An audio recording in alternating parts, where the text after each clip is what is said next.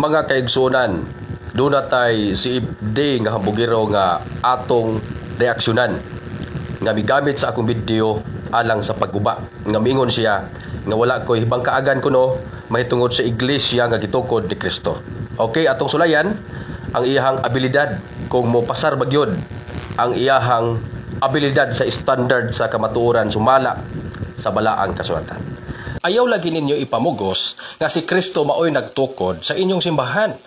Ang naatay tulo ka punto nga tagdon ni ining ato ang higala nga pastoy nga naghatag og presentation pagligar nga ang simbahan Katoliko gitukod sa tuang Ginoong Jesucristo.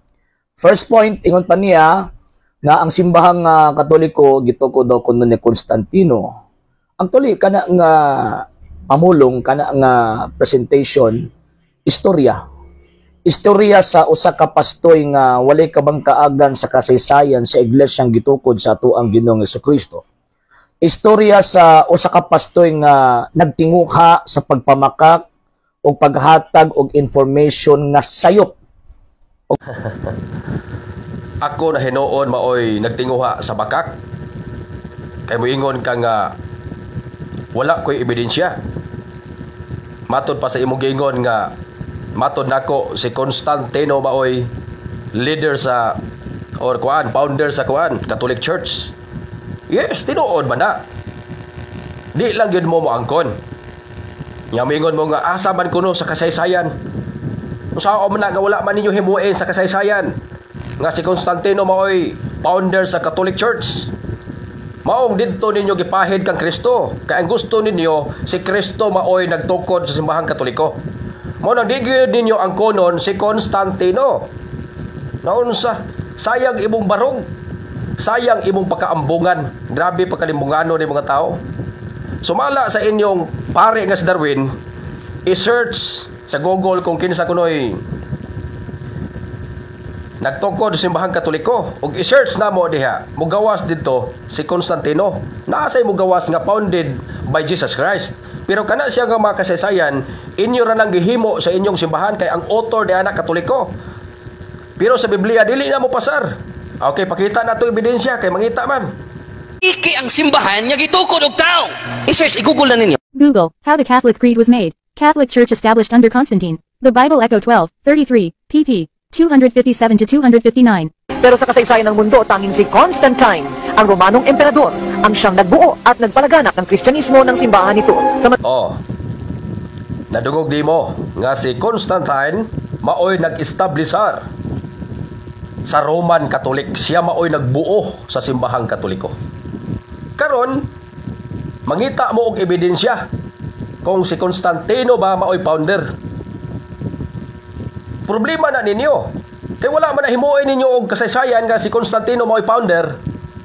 Dili na problema namo nga ipapangita ninyo sa mua o gitaguan ninyo ang kasaysayan. Usa mahimo na mo.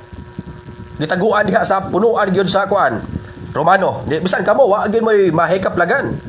Kay bakak man ang punuan niya na. Di ba? Kung si Constantino mao'y nagbuo sa simbahang Katoliko, siya founder.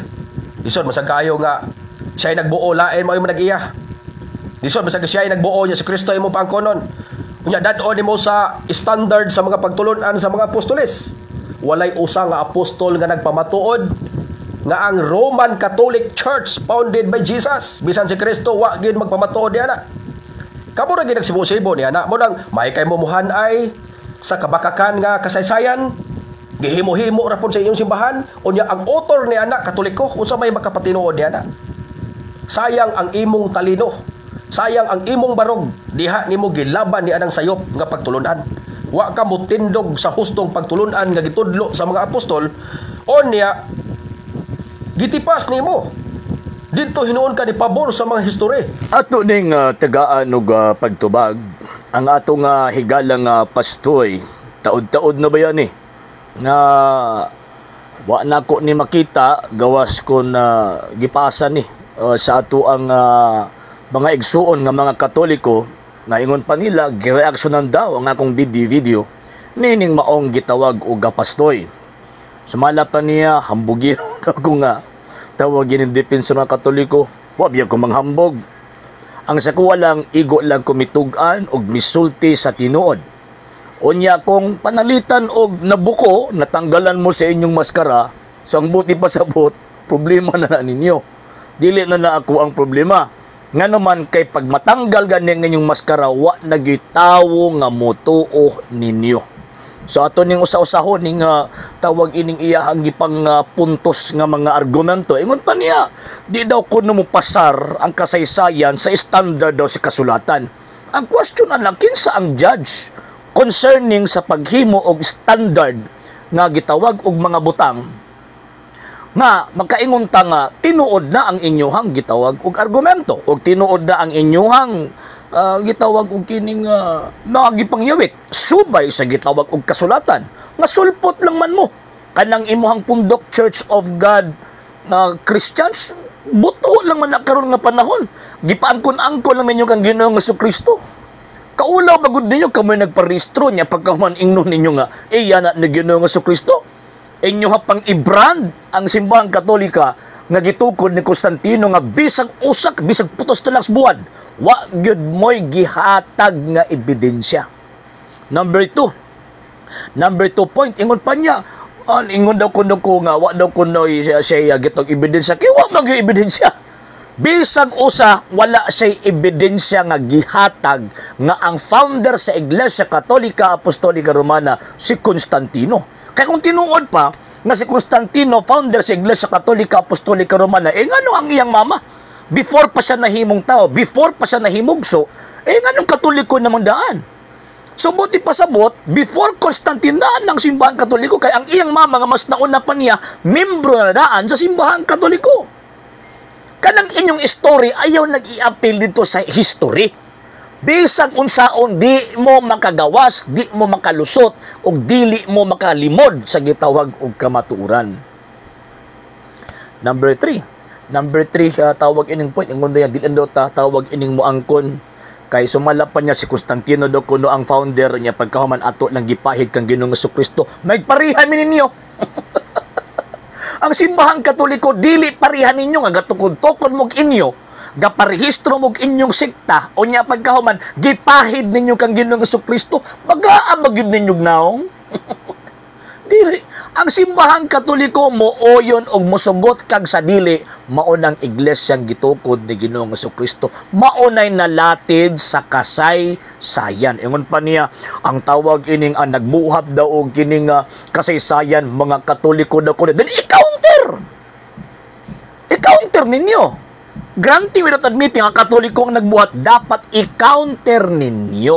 Pero nga nung wa mo na nag-counter, ambot lang, una ba mo yung mga historians? O, di na lang ko sa mga tawag ng mga mainland Protestants.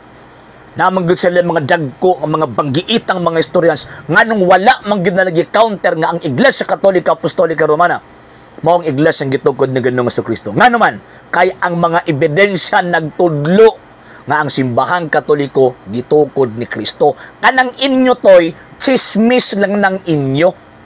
Napay iyahang gipakita nga tawag ining video. Number 1, nagkuha sa Google. Unya ang Google mismo nagsulti nga dili gitukod ni Constantino ang simbahang Katoliko. So kaptong iyang gipost nga ingon pa niya nga that the Catholic Church was established by Constantine, edited to, di to mooy giingon sa Google. Number 2, katong interview ni Corina Sanchez sa Muslim nga si Constantino ang nagpalaganap, siya ang nagbuo. Nga naman kay gi-honor man na sa iya tungod kay sa hinungdan nga ang Kristyanismo nga or ang Katoliko nga tawag ining relihiyon kani adto nga persecuted before niya, iyahang tawag ining gibit-bit og iyahang giamuma og tungod niya nakailap ang maong gitawag og pagtuo sa whole, dili lang kay sa whole Roman Empire kung dili sa lain pang gitawag og mga nasod. Gi-honor na siya kung wala pa ni back up sa Constantino, maglisod until now ang Kristyanismo. Sa pag-back up ni Constantino, maunang ang pagtuo gikan sa Jerusalem nga naabot sa Roma, gikan sa Roma ni Kailaps tibok kalibutan, dakog ambag si Emperor Constantino at that time. Og ang iyang ambag dili na mao yung pagka kanang giingon niyo nga nag-founder siya. No. Membro ra si Constantino, gibunyagan gani siya sa obispo. si Cesaria nga si Eusebius. Kangilad ba membro bunyaga founder bunyagan sa membro. Giunsa man ninyo na pagbutang toy. Giunsa man niya pagbutang ng naa sa inyong una-una toy. Nabaka kay mo tuon ni mo toy no? Si Constantine nagibunyagan himalatyo na. Ang nagbunyag sa iyaha o sa kaayan bishop nga si Bishop Eusebius of tawag ining na komedya kung wako masayo. So, but masabot to siya ang founder simbang Katoliko. Ano bunyagan mo sa membro? Isod pag minimo si mong bulsa toy.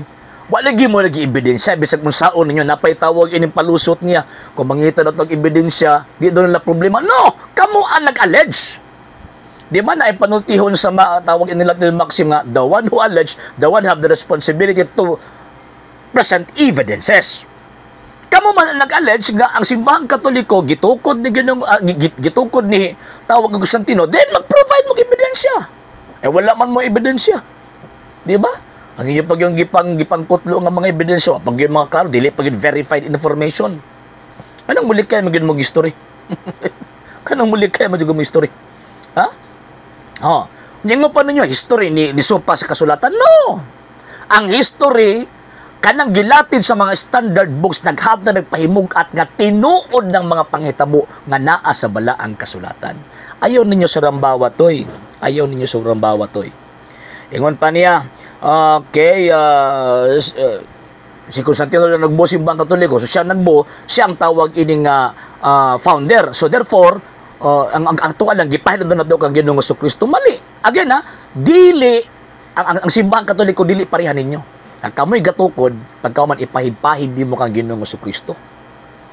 For example, kanang imong pundok, posible nga ikaw ray gatukod ana. Nya pagka man imong gipahid-pahid kang Ginoong Jesucristo, kanang imong gibuhat toy. Ay nagipahid kang Kristo. Layo na kay mos tinai toy. Perting layo aron ninyo tinai.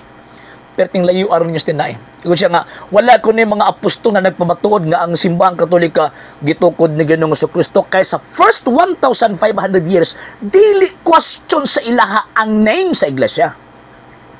Moabit na kumingon sila Christian Church, mo ng Catholic Church, mo na ang Church of Christ, mo na ang Church of God for the first 1,500 years. Nahitabo lang nga na question ang name, gi-question ang name pagtungha ninyo nga mga squatter sa pagtuo. Ilaron pag yun ta. Ilaron pag yun ta aning tawag ining aning mga tawhana. Utor daw Katoliko. Sure ninyo standard reference. Asa mga makitag standard reference nga tawag ining bias information ang ibutang. Stilan na lang. Okay, diha daw ta mi pabor daw sa history. Instead daw mo pabor ta sa balang kasulatan. Ang pagpabor na mo sa history, paghapta ng pagpamatuod, ang amo ang interpretation, sakto. Ang among interpretation sa balang kasulatan, sakto, kay na ebidensyang gilatag. Subay sa kasaysayan. Alag-alag sa chismis ninyo, toy. Di ba? Alang-alang og sa chismis ninyo magtawag in magbase. Dili gid mi magbase yung chismis. Magbase gid mi sa kasaysayan. Nga naman kay ang kasaysayan, naghatag og detalye sa iglesyang gitukod ni Kristo. Mo na puntos toy. Mo na nga dili magpamamaot kay magkatawat na lang argumento nimo toy ba. Ikauwaw jud kasi mga membro ana toy liman ka Google ang gi-reference pagka man pag giklaro. Ambot og nag-research ba kana siya? Gi double check ba kaniya o gi-verify ba niya baka niya ning tawagan ng information nga iyang gihatag sa Google? Mga higala megson kung makakita mo aning naw nga, nakakita mo aning iyang pundok ay gibong tuo kay ilaron ra mo. Mangilad man na. Pangilad man na. Mag-base og tawag ining Google niya pag-abot sa Google wa nang way nakasuwat. Di ba? Bisto noon toy no. Bisto toy.